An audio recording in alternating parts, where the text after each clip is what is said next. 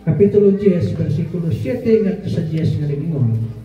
Busa maingon siya, sultihan ko kamo, ako ang pultahan sa mga karnero, ang tanan nga miani una kanako mga kawatan o mga tulisan.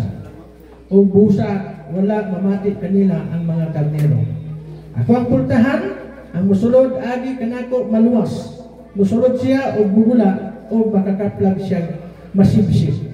Apan ang kawatan, muani aron lamang pagpangawat o pagpatay o paglaglag. Miyani ako aron makabaton kamo o kinabuhi madagayaon. Dini natapos ang pagbasa sa inyong mga pulong. Inautang ilo magapanalangin ka natin tanan.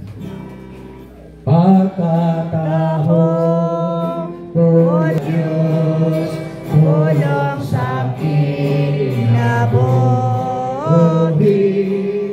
Pagkatahon, tulong sa Diyos, tulong sa kinabuhi. Nangingkod ang